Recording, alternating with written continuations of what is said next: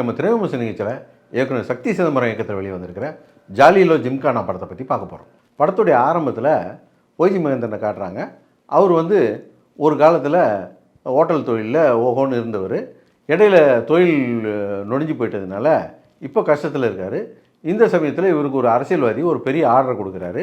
அந்த ஆர்டரை ஊரை சுற்றி கடனை வாங்கி அவர் அந்த ஆர்டரை செஞ்சு முடிச்சுட்டு பில்லை கொண்டு போய் நீட்டும்போது அந்த அரசியல்வாதி அந்த லட்சக்கணக்கான ரூபாயான பணத்தை செட்டில் பண்ணாமல் விட்டுறான். இது ஒரு பக்கம் இருக்க பிரபுதேவா காட்டுறாங்க. இவர் ஒரு பெரிய லீடிங் லாயராக இருக்கார். சமூக நல வழக்கெல்லாம் போட்டு பொதுமக்களுக்கு ஏழைங்களுக்கெல்லாம் நீதி வாங்கி கொடுக்குறாரு. ஒரு நேர்மையான வக்கீலாக இருக்கார்.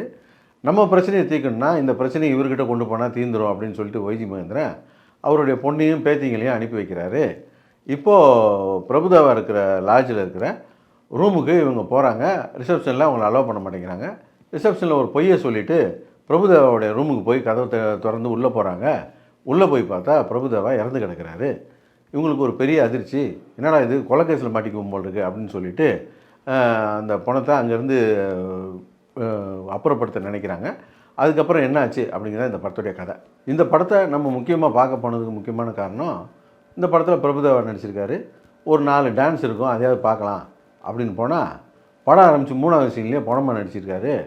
சரி, படத்தில் ஆரம்பத்தில் பணமாக நடிக்கிறாரு, கொஞ்ச நேரம் கழிச்சு எந்திரிச்சு வந்துடுவார்னு பார்த்தா உண்மையிலே படம் முழுக்க பணமாக தான் நடிச்சிருக்கிறாரு. பாட்டில் அப்போ யார் ஆடுறது, பாட்டு எப்படி பாடுறது, ஏதாவது ஃப்ளாஷ்பேக்கில் வருமானு பார்த்தா எவன் பாயிண்ட் ஆஃப் வியூலையோ ட்ரீமில் வர்றாரு அவர். அங்கே பாட்டை போடுறாங்க. அந்த பாட்டிலேயே இவர் ஆடுவாரான்னு பார்த்தா அதுலேயும் உட்காந்து மிச்சரை தான் தின்னுக்கிட்டு இருக்கிறாரு, டான்ஸே ஆடல. அப்புறம் அந்த காலத்து ஸ்டெப்பெல்லாம் போட்டு மொக்கையாக ஆடினார். பாட்டும் சரியில்லை, படமும் சரியில்லை. இதில் என்ன கதை இருக்குது அப்படின்னு சொல்லி கேட்டு நடித்தாருன்னு தெரியல. பணமாக வேறு நடித்து வச்சுருக்கிறாரு. இதில் எங்கே காமெடி இருக்குதுன்னு நினச்சி இதில் நடித்தாருன்னு தெரியல.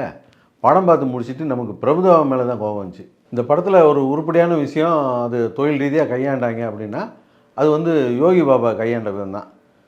யோகி பாபா படத்தில் போட்டால் அவர் ஷூட்டிங்க்கு சொன்ன தேதிக்கு வரமாட்டார், வந்தாலும் நடிக்க மாட்டார், சொன்ன டைலாக்கை பேச மாட்டார், எதை வேணால் பண்ணுவார். அவர் கொடுக்குற டேட்டில் தான் படம் எடுக்கணும். அவரை வெளியே விட்டால் தானே போய் பிரச்சனை பண்ணிக்கிட்டு இருப்பார்.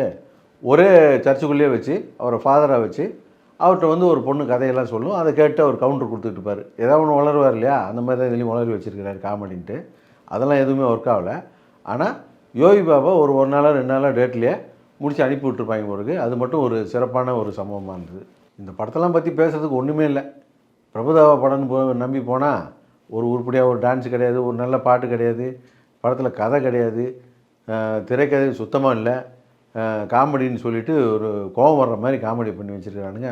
எப்பா முடியல சாமி.